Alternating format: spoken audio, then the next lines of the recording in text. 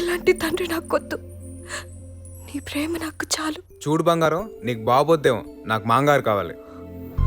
మంచి చెడు చెప్పడానికి చెడ్డోడైనా ఇంటికి ఒక పెద్దోడు కావాలి. అవన్నీ అవసరమా? మన అనవసరం అనుకున్నా మీ బాబుకి నేను చంపడం అవసరం, వదలడు. అలా అని చెప్పి మనం మాంగారిని చంపుకునేది చెడ్డోళం కాదు. అయినా నువ్వు వద్దనుకుంటుంది మీ డాడ్ని కాదు, వాడిలో ఉన్న బ్యాడ్ని. అవునా?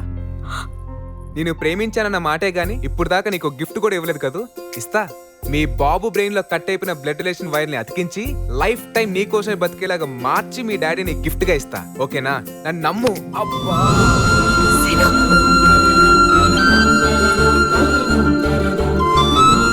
అమ్మ నీ హక్కు ఏ ఉంది దీని పవర్. మావా నీకింక యాసిడ్తో షవరే ఫిక్స్. ప్రభాకర్ కాబోయే ముఖ్యమంత్రి. ధర్మం 4 పాదాల మీద నడుస్తుందని చెప్పడానికి ప్రతిరూపం. కానీ వాస్తవ కోణం మహాత్ముడి ముసుగేసుకున్న పాపాత్ముడు. జనం కోసమే తన జీవితం అంకితమని చెప్పుకునే ప్రభాకర్ కి పెళ్లి కాకుండానే పెళ్లిడికొచ్చిన కూతురు.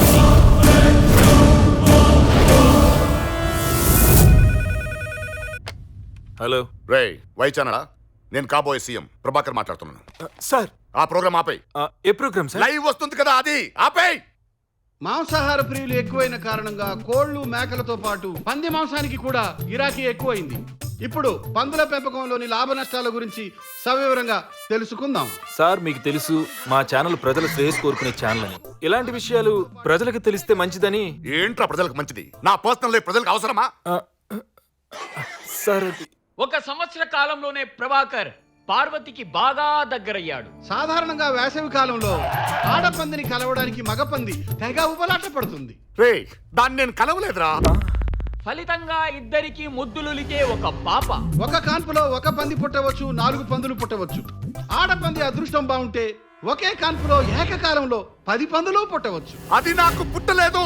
పందుల పెంపకానికి పందులకి మీకు సంబంధం ఏంటి? పందేంటి అంటే ఇప్పుడు మా ఛానల్ వచ్చేది పందుల ప్రోగ్రామ్ సార్.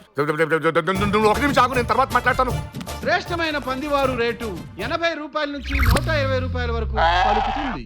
రేయ్, ఏమైంది సార్? ఇక్కడ ఈ ప్రోగ్రామ్ వస్తుంది, నా చేంబర్ లో వేరే వస్తుంది ఏంట్రా? ఒక అతను మీ గురించి మంచి యాడ్ తీసిస్తే ఆ డివిడి నేనే పెట్టాను సార్. ఎవడు ఏం తెచ్చిస్తే అది పెట్టేస్తావరా? ఎవడాడు?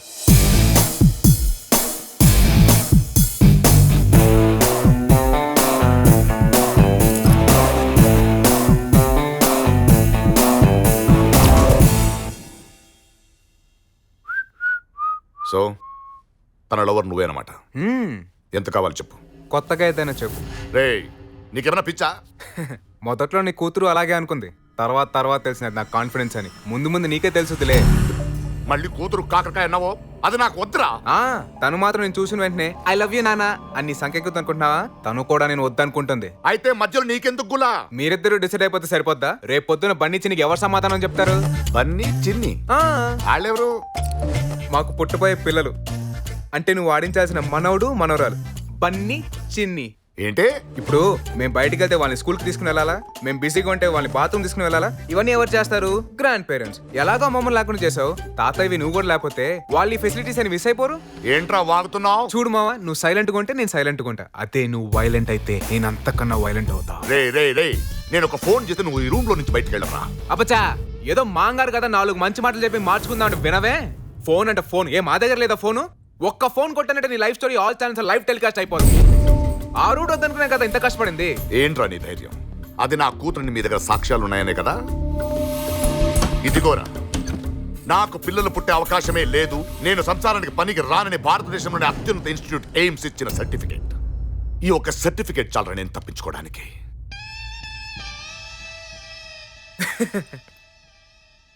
మావా, నీ దగ్గరికి వచ్చే ముందే నేను ఎలా బొచ్చో పెట్టాలని బుర్రగోకుంటా వచ్చా. నువ్వే నాకు మంచి రూట్ మాపించావు. Thank you. రే పిచ్చోడా, ఇది నాకు ఫేవర్ రా. నీకు ఫేవర్ ఉన్న సర్టిఫికేట్ తోనే నీకు ఫీవర్ తెప్పిస్తా. నీ నోట్తోనే నీకు ఒక కూతురు ఉందని చెప్పిస్తా. వస్తాను.